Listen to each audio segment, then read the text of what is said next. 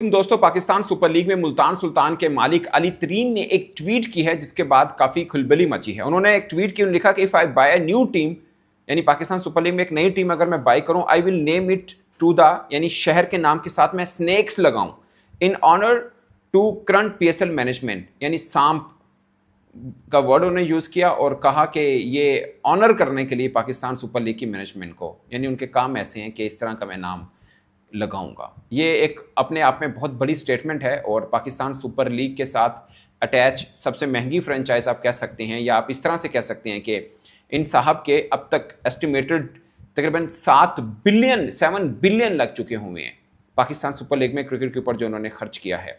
और इनको गुस्सा किस बात पे, इनकी एक और ट्वीट पढ़नी है जो कि बहुत खास है। उन्होंने लिखा है, as I mentioned earlier, since the PSL ended we have only received 2 update in Pakistan super league management WhatsApp group.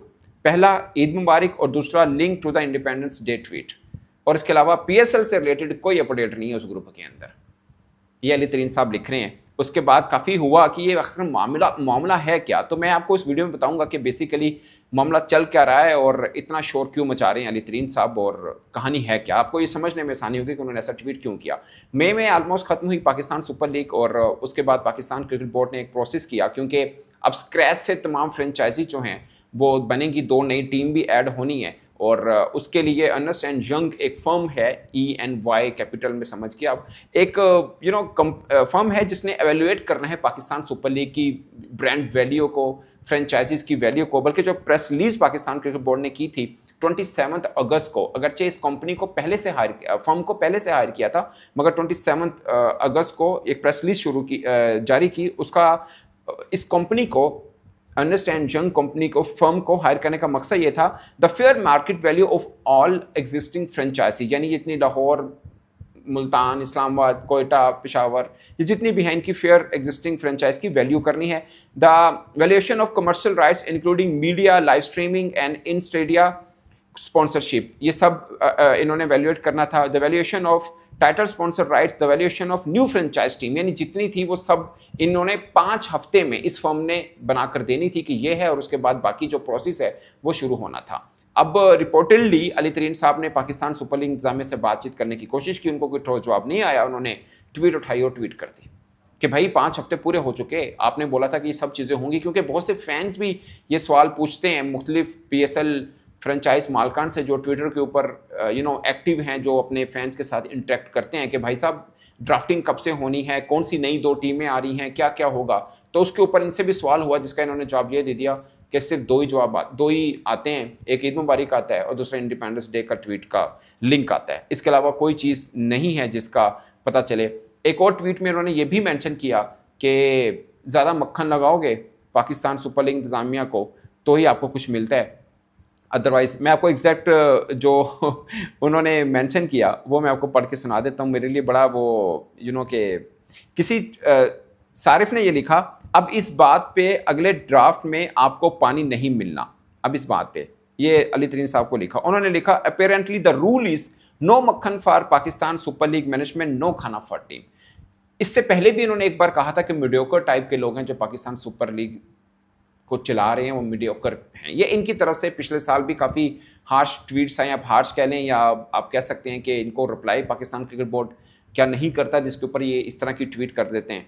तो एक है, लेकिन ये खुला चैलेंज कर रहे हैं पाकिस्तान क्रिकेट बोर्ड के अंदर जो PSL इंतजामिया है उनको, खुला चैलेंज। बट ये मेरी एज ए जर्नलिस्टिक असेसमेंट ये है कि अभी एशिया कप खत्म हुआ, इसके ऊपर भी पाकिस्तान क्रिकेट बोर्ड के अंदर जो के कुछ ऑफिशियल्स हैं उनकी कारकर्दगी पर सवालिया निशान उठाया गया। जो मामला, जो कंट्रोवर्सीज हुई, मेरी तरफ से नहीं, रमीज रादा साहब ने भी एक तरह से उठाया, नजम सेठी साहब ने भी एक तरह से उठाया कि मामले को किस तरह चलाया जा रहा है। आपको प्रोटोकॉल्स का ICC का नहीं पता, आपको ICC के कवानीन का क्या अंदाजा नहीं है, जो कार्ड्स आपने खेले वो गलत खेले। ये नो हैंड शेक कंट्रोवर्सी हुई, पाइक्राफ्ट कंट्रोवर्सी हुई और बाकी जितने भी मामला हुए उसके ऊपर लोगों ने ठीक ठाक किस्म का PCB ऑफिशियल्स पर तनकीद का निशाना बनाया।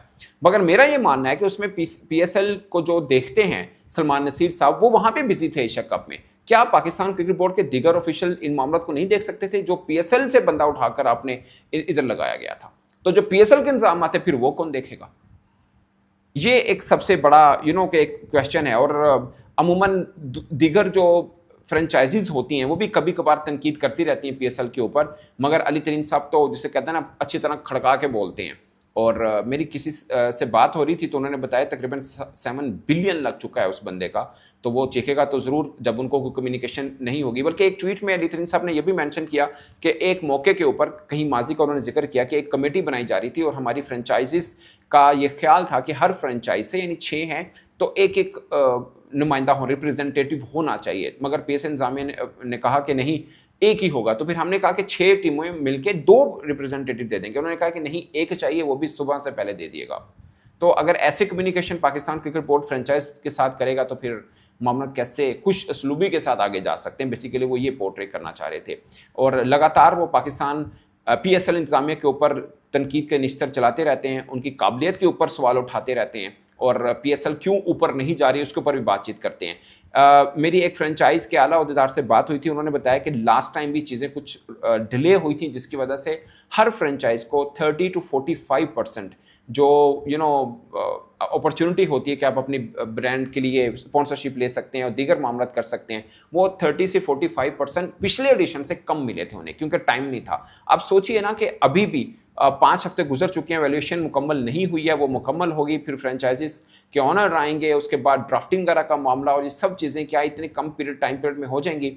अभी दिसंबर के अंदर आईएलटी होनी है, मगर इस दिसंबर जनवरी के अंदर अंदर ऑलमोस्ट 5 लीग्स हो रही हैं ऑलमोस्ट, जिसमें आईएलटी भी शामिल है, बिग बैश भी शामिल है, एसए T20, इन सब के शेड्यूल सामने आ चुके हैं। मगर लंका प्रीमियर लीग भी मोस्ट प्रोबेबली अगर होती है तो उसी टाइम पीरियड में होगी और फिर बांग्लादेश प्रीमियर लीग भी इसी में, तो 5 ये हो रही है। उसके बाद फेब के अंदर T20 वर्ल्ड कप होगा और उसके बाद मोस्ट प्रोबेबली जब आईपीएल चल रहा तो उसके पैरेलल के अंदर ही पाकिस्तान सुपर लीग, जो मुझे लग रहा है कि उसके होने के इम्कान है। वैसे ये पिछली दफ़ा भी शायद इसकी तरफ हिंट किया गया था कि इस टाइम पीरियड के अंदर होगी। तो सवाल ये पैदा होता है कि जो 6 फ्रेंचाइजीज ऑलरेडी हैं उनका रिटेंशन फार्मूला क्या है, ड्राफ्टिंग कब से होगी, प्लेयर रजिस्ट्रेशन कब से होगी, ये सब मामलात हैं जो काफ़ी अगर 5 वीक दिए गए थे वैल्यूएशन को, अगर उसके ऊपर कोई ऑफिशियल अनाउंसमेंट सामने नहीं आई या फ्रेंचाइजीज को नहीं बताई गई, क्योंकि अली तरीन साहब की ट्वीट से तो यही जाहिर होता है कि पीएसएल मैनेजमेंट का जो व्हाट्सएप ग्रुप है वो कोई इन्फॉर्मेशन नहीं दे रहा स्वाय ईद मुबारक के या इंडिपेंडेंस डे 14 अगस्त की मुबारकबाद के अलावा। तो साफ है कि फिर उनको घबराहट है और अगर उनको नहीं मिल रहा तो हम एज ए जर्नलिस्ट इसके ऊपर क्या अपडेट दे सकते हैं। इसका साफ है कि फ्रेंचाइजीज को पीएसएल इंतजामिया की तरफ से कुछ नहीं मिल रहा और वो इसके ऊपर चीख रहे हैं कि भाई साहब टाइम कम रह गया है। तो पीएसएल जो पहले ही मेरा मानना है कि नीचे गिर रही है, इसका मजीद ऑफकोर्स फ्रेंचाइजीज को नुकसान होगा अगर ब्रांड वैल्यू नीचे गिरेगी। मैं मिसाल के तौर पर दे रहा हूँ कि रिपोर्टेडली इंडियन मीडिया ने यह कहा है कि सऊदी हैं जो कि आरसीबी के अंदर इन्वेस्टमेंट करना चाह रहे हैं या बाई करना चाह रहे हैं, तो उसकी ब्रांड वैल्यू आरसीबी की $2 बिलियन लगी है।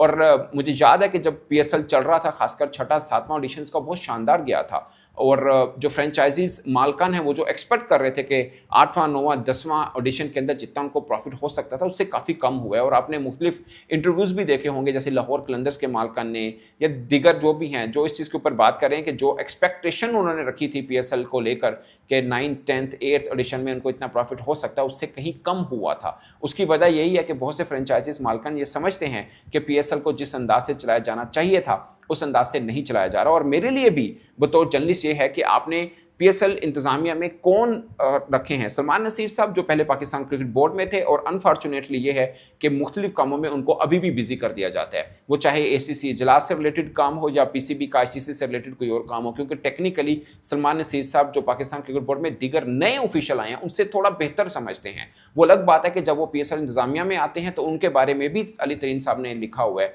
ट्वीट किया हुआ है, not typical to Salman Nasir but overall PSL इंतजामिया के ये मीडियोकर लोग हैं जो पीएसएल को ऊपर उठाने में कोई खास काम नहीं कर पा रहे, या इनके होते हुए पीएसएल तरक्की कर जाए या ब्रांड वैल्यू बढ़े या पीएसएल की तरफ लोगों का ध्यान और आए या बड़े बड़े कंपनीज इसकी तरफ अटैच हों, वो बहुत मुश्किल है। उनका मफहूम ये बनता था। और आपको याद होगा लास्ट 2 ऑडिशन जो पाकिस्तान सुपर लीग के हुए हैं उसमें नॉकआउट में लोगों का रश नहीं था, स्वाय पिंडी के मुल्तान में भी ठीक ठाक किस्म का था, लाहौर के भी कुछ मैचेस लाहौर के जो थे वो अच्छे चले गए, बट कराची वाला हाल बहुत बुरा था।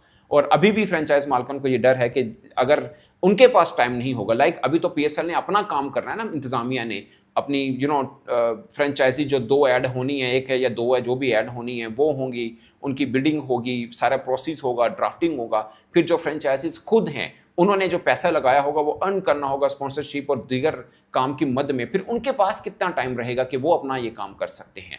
जाहिर है उनके पास कुछ चीज़ होगी बेचने के, तो वो अपना काम शुरू करेंगे। अभी तो PSL इंतजामिया इस कामों में लगी है कि किस किस फ्रेंचाइज की रिटेंशन क्या रखनी है, ड्राफ्टिंग प्लेयर्स की क्या होगी, रजिस्ट्रेशन क्या होगी, फ्रेंचाइजीज आनी कौन सी है, उनकी ब्रांड वैल्यू क्या होगी। एक लंबा ठीक ठाक किस्म का काम है, वो कंप्लीट होगा, फिर फ्रेंचाइजीज बनेंगी, उनकी टीम बनेगी और उसके बाद वो चीज़ों को लेके चलेंगे।